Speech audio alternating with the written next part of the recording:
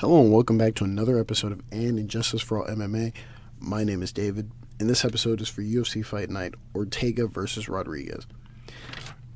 Guys, let's get down to the brass tacks. Okay. Sorry about my voice; it's a little dead.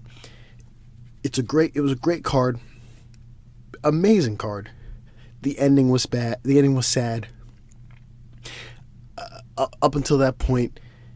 Maybe it doesn't matter because the fight ended. No one won. It was an injury, whatever. But the most important thing, besides the main event failing, is the injustice. That's what the show's about. We talk about scorecards. Maybe in the future I can get into the nitty-gritty of the MMA world and talk about it from my perspective. But until then, I'm scorecard guy. And this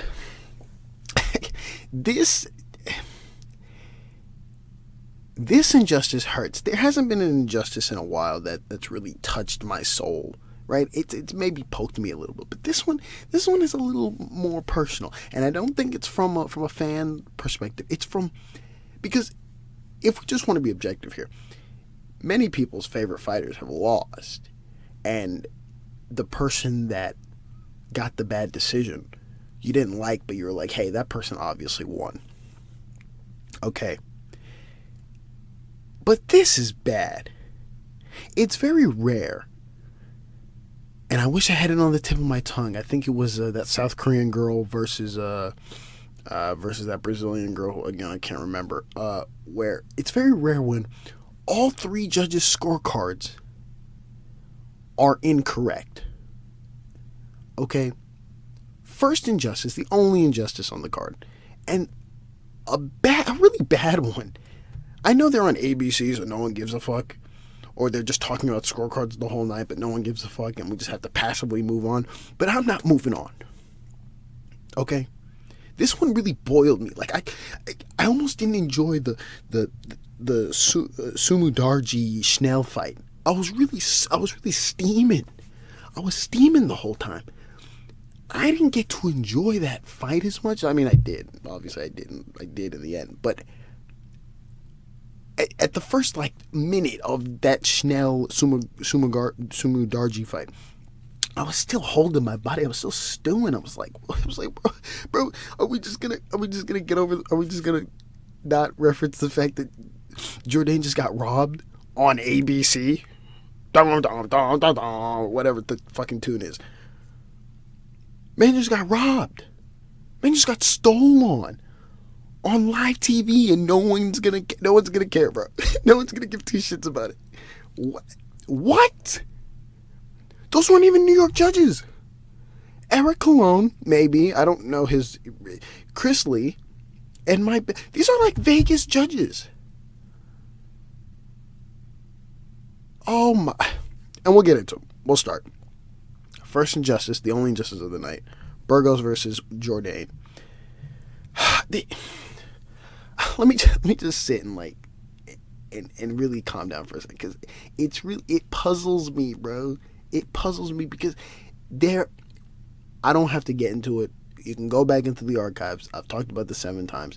You can compare these type of fights to millions of other fights, thousands of fights that look like this, and the scorecards are always the same, but once in a while they somehow find a way to fuck you, and I don't want to use the fact that it's like, hey, this was a New York crowd. You can't do that, because there's many times there's been shit like this in home territory, and they still give it to the other person. So I can't even use the excuse of they were intimidated by a Long Island crowd.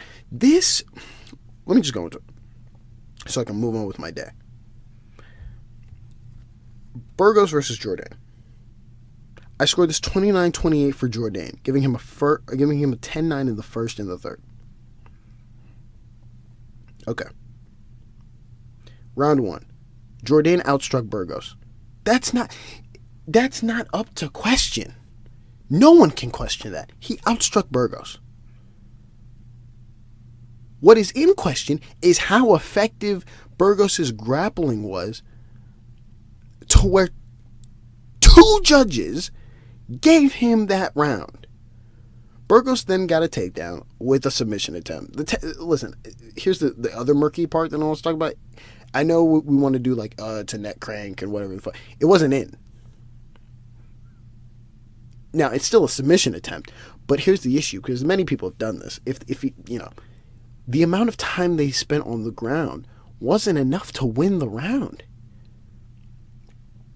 Dude didn't even have ground and pound down there. He got a takedown, had the submission attempt, wasn't in, got back up, got outstruck on the feet by Jourdain. Done. That's Jourdain's round. Second round.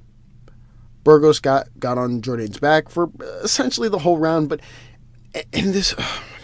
I try to refrain from referencing the commentary. I really do.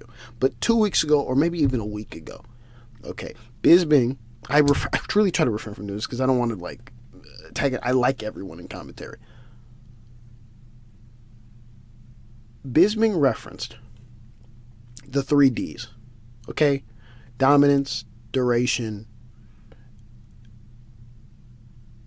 and damage. Okay.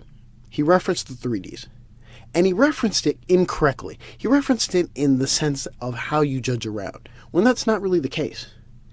It's how you judge a round if it pertains to a 10-8. The 3 Ds are for a round to be a 10-8, okay, you have to have, for a round to be a 10-8, it has to have 3 qualities. For it to contend to be a 10-8, it has to have at least 2 of those qualities, 2 of the 3 Ds. Okay? For it to actually be a 10-8, it has to have the 3 Ds. For it to possibly be a 10-8, it has to have the 2 Ds. Are we clear here? Boom.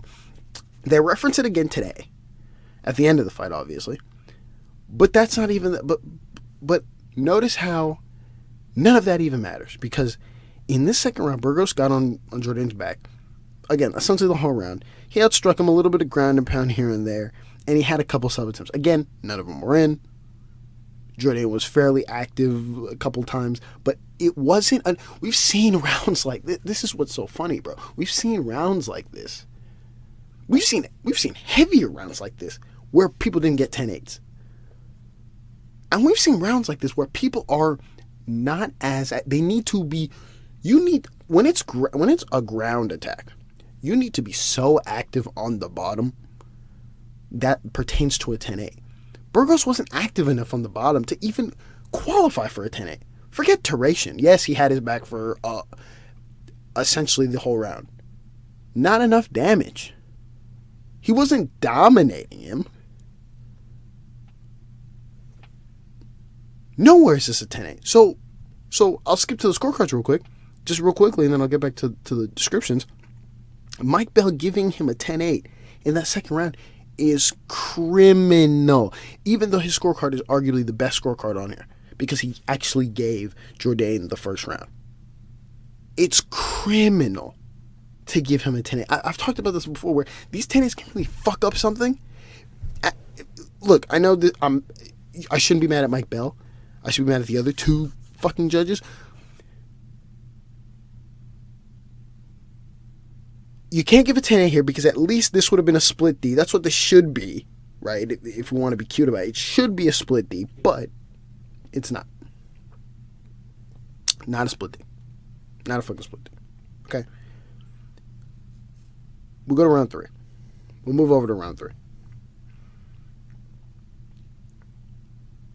Jourdain outstruck Burgos in that round. Heavily. I mean... on my marker, I then put a possible 10-8. Now, I didn't give a 10-8 because Burgos struck back a little bit and gave some resistance. Now, if you want to be real honest about it, it probably should be a 10-8. It probably should be a 10-8. If O'Malley Matinho is a 10-8, you bet your ass this is a 10-8. Now, it's slightly different in that sense, but this is a 10-8.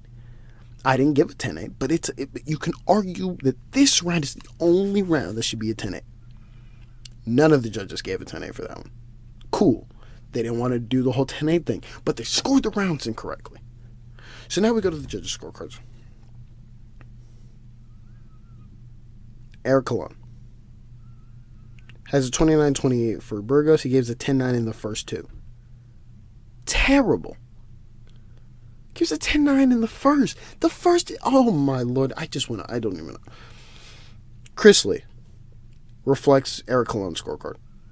Mike Bell, he reflects my scorecard minus the 10-8 he gives in the second round for Burgos. This is even, Mike Bell should probably be getting more trouble here because here's the funny bit. He gave a 10-8 in the second, but he didn't give a 10-8 in the third. I mean, that's just, I mean, what? There's not enough work to be done in the second to even give a 10-8. Look at round 3. There's more work in that round than all of round 2. Big injustice. Big robbery. Big robbery. This is one of the big robberies of the year. If we have a list of robberies, objective robberies, because everyone has their own opinion of what a robbery is and blah blah blah. This is bad. Let's move on. I'm fucking heated right now. Fucking terrible. Whatever. All right. Honorable mention category. The honorable mentions are when I just nitpick over scorecards. Blah blah blah blah blah. First honorable mention: Penne versus Ducote. I had this 29-28 for Ducote. I gave her a 10-9 in the first and the third. I gave a 10-9 to Penne in the second, but I could have put a close marker, so you can kind of argue a 30-27 for Ducote. In the first round, Ducote outstruck Penne. In the second, it was close on the feet with the edge to Penne, but it was kind of close, so you could kind of argue for both people. And then the third, Ducote outstruck Penne. Scorecards. Doug Crosby had a 29-28. Eric Colon, he reflects his Doug's scorecard. And Dave Torelli had a 30-27 for Ducote. All of them had it for Ducote. So, that's just that. I was just highlighting that. Next honorable mention. We have Simone versus Shore. I was a little confused by this one. This one kind of cut me. This fight obviously ended in a submission for Simone. I had this a 10-9 for Shore. Okay, in the first round. In that very first round, okay, Shore outstruck Simone. Now, it was close on the feet. It was close. There was no takedowns in that round. But it was close on the feet. But Shore slightly outstruck him, in my opinion. It's rare that all three judges have it in disagreement to me, but I don't care. I'm going to give the honorable mention to all three. Doug Crosby, Dave Torelli, and Mike Bell. Honorable mention to all three. That's how I'm feeling right now. I disagree with all three judges. I don't even think I'm wrong on this one. Fuck it. Next honorable mention. I can't even think. I'm just so... What a robbery. I mean, it makes no sense. Everyone's reaction at the end. Even the crowd. Even the crowd just like, yeah, clapping. I'm like, okay, yeah, your guy won, but he lost. Like, he dead lost. Anyway, okay. All right, next honorable mention, Murphy versus Tate. I had this 30-27. I put a close marker on the first, so you can kind of argue that first round for Tate, but again, I had a 30-27. In that first round, it was close on the feet with the edge to Murphy. I felt Murphy outstruck her in that round. Second, it was close close on the feet with the edge to Murphy. But Murphy got a takedown with a little bit of ground and pound, so that's all 100% her round. There's no really debate over that. And then in the third, Murphy outstruck Tate. Her round. Judges' scorecards. Doug Crosby had a 30-27. Dave Torelli had a 30-27. Then Derek clearly gave the last round to Miesha Tate. Honorable mention goes to him. Incorrect on that third round. I wouldn't be surprised if he gave it to in the first, but he didn't. He gave it in the third. So honorable mention there to Derek Cleary.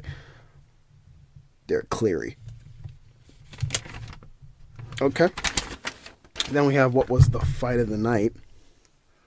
Schnell versus Sumudaerji. Bro, I'm telling you this. I'm glad some of these went to a finish, because who knows what these would look like if it didn't. Next honorable mention, Schnell versus Sumudaerji. This fight obviously ended in a fantastic submission for Schnell in the second round, but I give the first round to Sumudaerji, and in that very first round, Sumudaerji outstruck Schnell on the feet. Boom. Both of them had a takedown. They both also had a reversal, but here was the definite factor, is that on the ground, and what I can compare this to, as I think, is Chase Hooper's last fight, where there was a lot of ground movement, there was a lot of reversing and a lot of top control and blah, blah, blah, blah, blah. But what ended up being the most important thing was what they did in those transitions.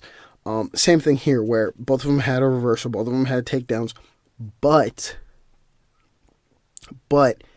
when they were in those positions, Sumudaerji had the better shots, and he had the more strikes in those positions. Hence why I gave him the round. All three judges gave it to Schnell. Doug Crosby, Dave Torelli, and Chris Lee. Honorable mention all three. I'm not even fucking happy. No, disagree heavily. Then we go to the next honorable mention, Waterson versus Lemos. Lemos got a submission in the second round, but in that first round, I had it 10-9 for Waterson.